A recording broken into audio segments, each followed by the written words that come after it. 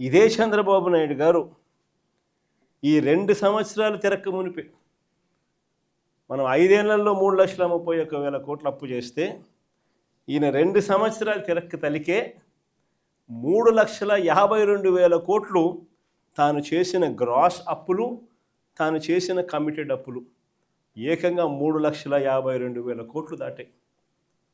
మరి ఈ 3,52,000 కోట్లు ఏమైనాయి? ప్రజలకు ఎందుకు బటన్లు లేవు? ప్రజల ఖాతాల్లోకి ఎందుకు రావడం లేదు? ఈ డబ్బంతా ఎక్కడికి పోతా ఉంది? ఎవరి జోబీల్లోకి ఈ డబ్బంతా పోతా ఉంది అన్నది ఈరోజు ప్రతి ఇంట్లో కూడా చర్చనీయాంశమే. ఆశ్చర్యం కలిగించే విషయాలు ఇవన్నీ. మన హయాంలో మనం ఎలా చేయగలిగాము? జగన్ హయాంలో జగన్ ఎలా చేయగలిగాడు? జగన్ వెళ్ళిన తర్వాత చంద్రబాబు నాయుడు ఎందుకు చేయలేకపోతా ఉన్నాడు అన్నది ఈరోజు ప్రతి ఇంట్లో కూడా చర్చ జరుగుతూ ఉంది. ఎందుకో తెలుసా? జగన్ చేయగలిగాడు, చంద్రబాబు నాయుడు ఎందుకు చేయలేకపోతా ఉన్నాడు? కారణం ఒకటే, రాష్ట్రానికి రావాల్సిన ఆదాయాలు జగన్ హయాంలో పుష్కలంగా రాష్ట్రానికి సంబంధించిన ఆదాయాలు రాష్ట్రానికి వచ్చేటివి. ఈరోజు చంద్రబాబు నాయుడు గారి హయాంలో ఎక్కడ చూసినా కానీ దోచుకో, పంచుకో, తినుకో.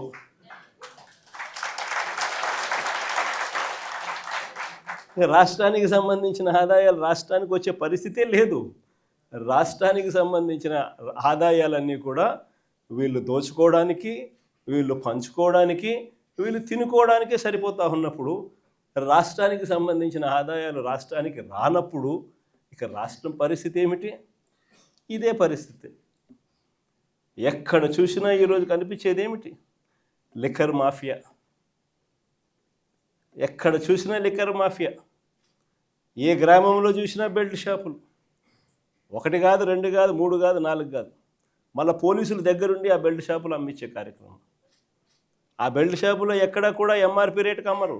ఎంఆర్పి ప్లస్ 10 రూపాయల, ఎంఆర్పి ప్లస్ 20 రూపాయల. సో గవర్నమెంట్కి రావాల్సిన ఆదాయాలు గవర్నమెంట్కి రావడంలా ఇలా జోబీల్లోకి పోయే కార్యక్రమం. అక్కడి నుంచి మొదలు పెడితే ఇసుక, మట్టి, సిలికా, క్వాడ్సు, లాటరైటు, గ్రెనైటు, చివరికి చికెన్ అమ్మాలన్నా కూడా వీళ్ళకి రావాల్సింది వీళ్ళకి ఇస్తేనే చికెన్ అమ్ముతా ఉన్నారు మార్కెట్లో.